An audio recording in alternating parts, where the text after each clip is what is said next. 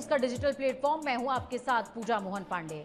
मध्य पूर्व एक बार फिर दुनिया की सबसे खतरनाक जगह बनता जा रहा है। ईरान, इजरायल और अमेरिका के बीच जो टकराव चल रहा है वो सिर्फ एक युद्ध नहीं है, ये रणनीति, ताकत, मनोबल और वैश्विक राजनीति का जटिल खेल है।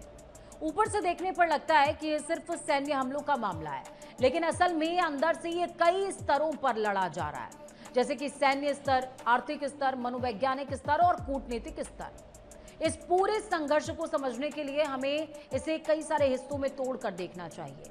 सबसे पहले युद्ध की शुरुआत, आखिरकार ये टकराव क्यों बढ़ा, ये आपको समझना चाहिए। ईरान और इजरायल के बीच में दुश्मनी कोई नई नहीं है।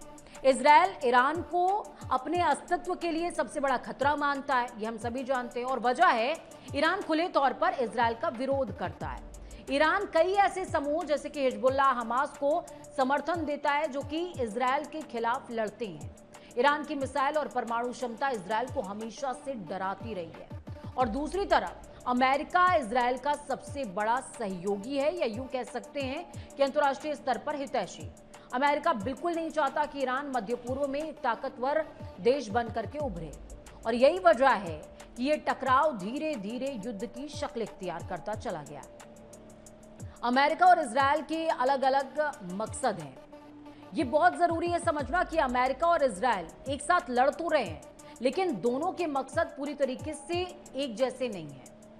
इजरायल का लक्ष्य है, इजरायल चाहता है कि ईरान को पूरी तरीके से कमजोर कर दे, ईरान के सहयोगियों को खत्म कर दे और अपने चारों तरफ से खतरा खत्म कर ले।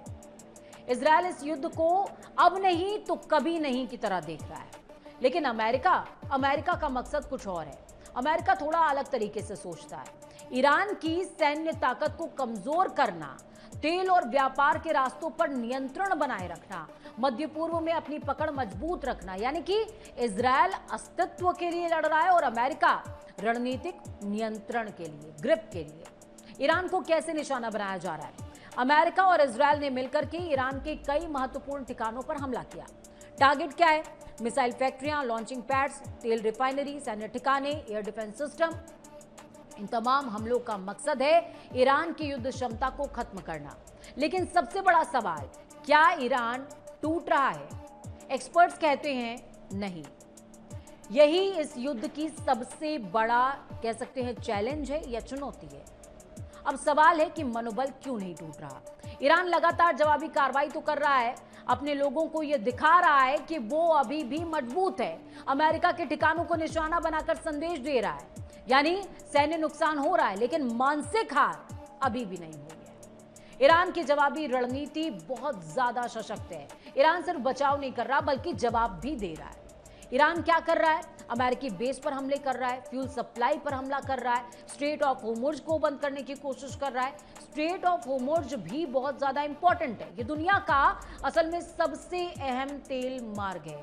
अगर ये बंद हो गया तो पूरी दुनिया में तेल की सप्लाई रुक जाएगी, कीमतें बढ़ जाएंगी, वैश्विक अर्थव्यवस्था हिल सकती है। ईरान इस रास्ते को अपने हथियार के तौर पर इस्तेमाल कर रहा है। युद्ध का मनोवैज्ञानिक पहलू भी आपको समझना चाहिए, क्योंकि कह सकते हैं कि मनोवैज्ञानिक पहलू भी हर युद्ध का होता है, हर वॉर का होता है। ये सिर्फ बम या फिर मिसाइल का युद्ध नहीं है। तो फिर क्या है ये मनोबल तोड़ने का युद्ध है।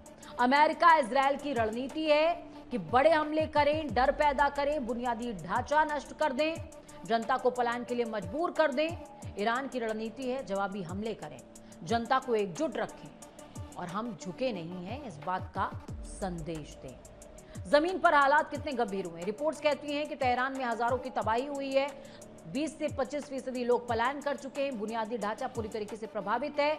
मदर ऑफ ऑल बॉम्ब्स का इस्तेमाल, अमेरिका ने भारी बमों का इस्तेमाल किया है, बड़े इलाकों को एक साथ नष्ट करने के लिए किया गया है। मिसाइल फैक्ट्री खत्म करने के लिए इसका असर है। सिर्फ सैन्य नहीं, नागरिक क्षेत्रों पर भी इसका असर पड़ा है। क्या ईरान की सैन्य ताकत खत्म हो रही है?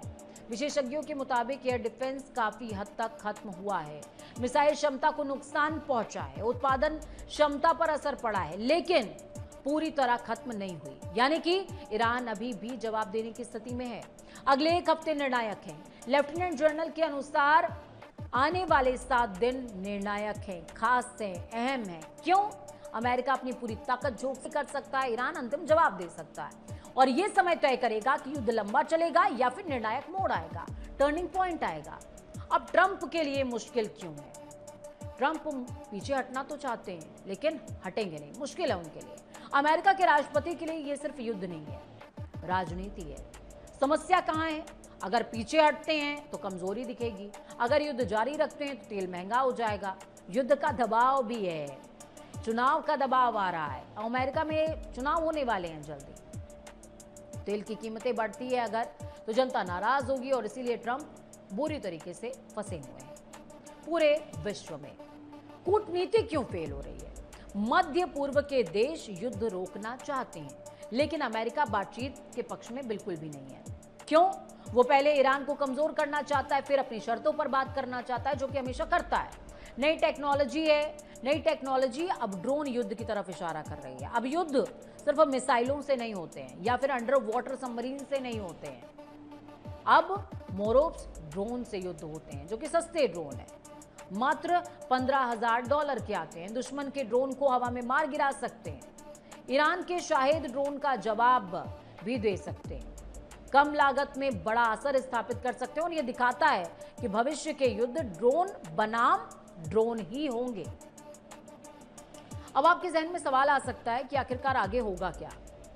तो देखिए, 3 सिनेरियो हैं जो मैं आपको सिलसिलेवार बताने की कोशिश करती हूं, जिसमें सबसे पहला सिनेरियो, युद्ध और ज्यादा बढ़े, अमेरिका पूरी ताकत लगा दे, ईरान जवाब दे, क्षेत्रीय युद्ध की स्थिति बन जाए। सिनेरियो नंबर 2, सीमित जीत हो जाए, ईरान कमजोर हो जाए लेकिन खत्म ना हो। सिनेरियो नंबर 3, अचानक युद्ध विराम यानी कि सीजफायर हो जाए, दबाव बढ़े, बातचीत शुरू हो जाए, दुनिया पर असर पड़ेगा। ये युद्ध सिर्फ 3 देशों तक सीमित नहीं है, वैश्विक असर है। तेल महंगा हो जाएगा, शेयर बाजार गिर सकते हैं, व्यापार प्रभावित हो रहा है, भारत पर भी असर हो रहा है, पेट्रोल डीजल महंगे हो रहे हैं, आयात खर्चा बढ़ रहा है, अर्थव्यवस्था पर दबाव बढ़ रहा है। और असली लड़ाई क्या है? अगर एक लाइन में आप समझेंगे तो ये युद्ध ताकत से ज्यादा मनोबल का है।